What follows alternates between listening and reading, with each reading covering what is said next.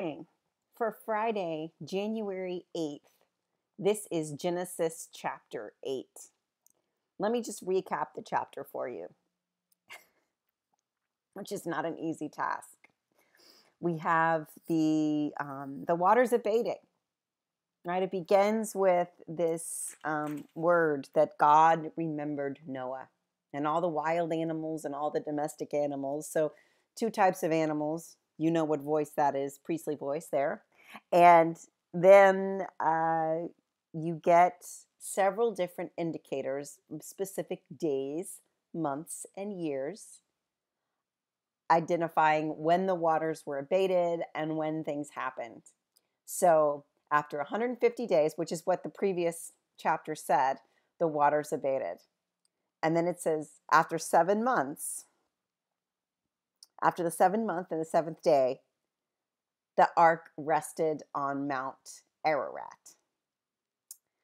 And then the waters continued to recede until the 10th month, until the mountains could be shown. So Mount Ararat was not necessarily a mountain, but it was a mountainous region encompassing Turkey, Iran, Iraq, and Armenia, the modern day countries there.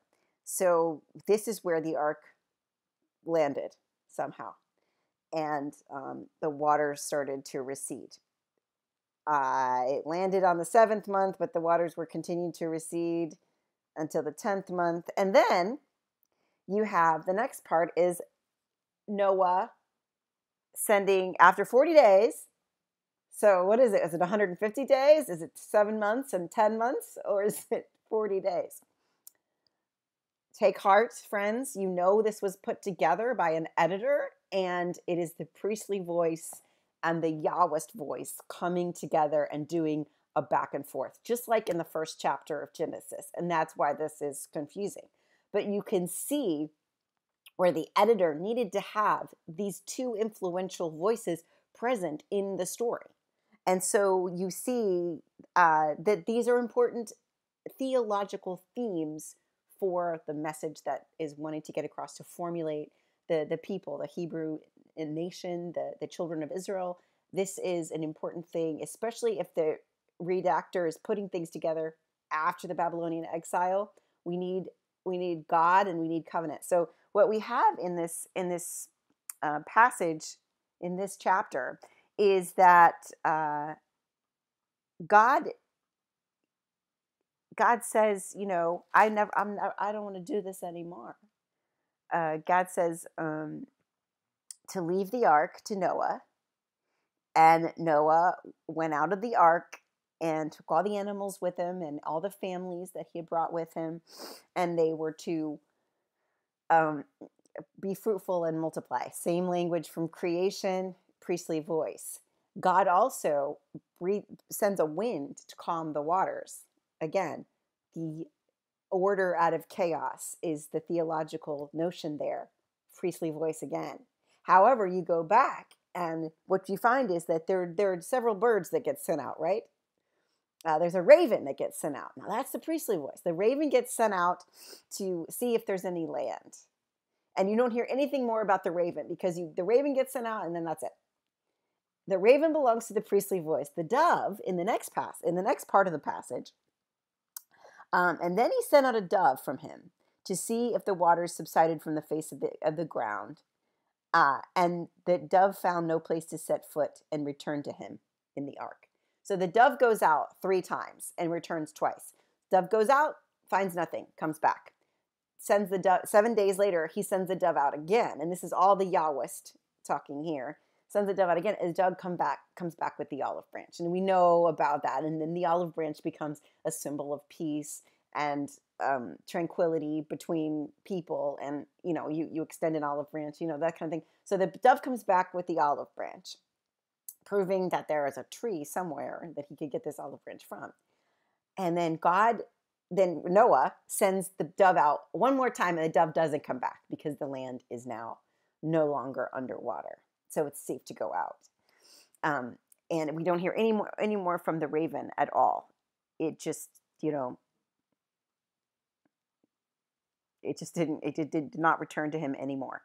And then the priestly voice comes back and says that the waters were dried up from the earth finally in 1 year's time. So it's at the beginning of the new year, in marking the time to make it holy. So the priestly voice is wanting to make sure that God does God's work in the holy days, on the holy time, to preserve the Levitical law and all the things that they are in charge of, and their interpretation of who God is supported by that. And so when they leave the ark at the very end of the chapter, Noah built an altar to the Lord.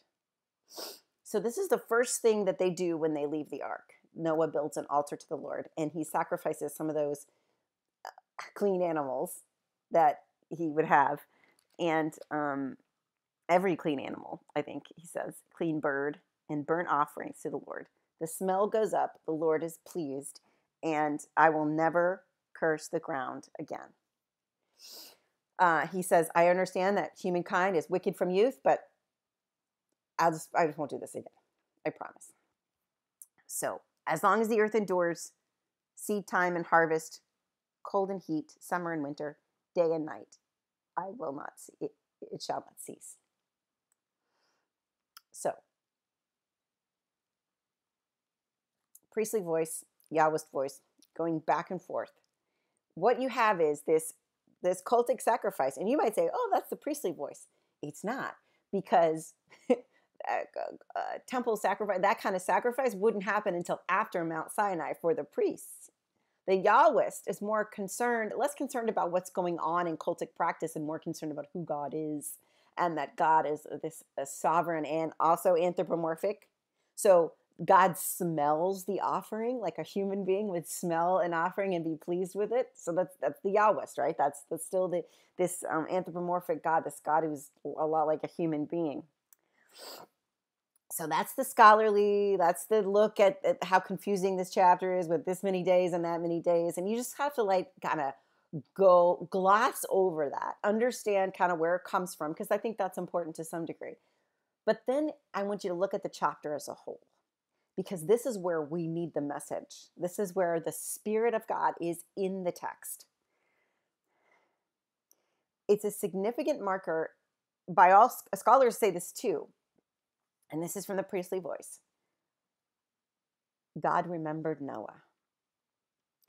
This is God's loving action towards humankind, and it doesn't matter who's talking about it. God remembered Noah. At the beginning of chapter 8 is the very first line, God remembered Noah. It's a punctual time in the book of Genesis. God remembered Noah. It's meaningful. And then at the end of the chapter, Noah remembered God. The first thing he did was set an altar. It reminds me of Jews who were liberated after the Holocaust, the ones that were still alive, setting up makeshift altars and praying to God for the first time after having been in captivity so long. It is that act of piety. It's just so moving to me that one would stop and pray amid unspeakable horrors and fear and terrors of the night.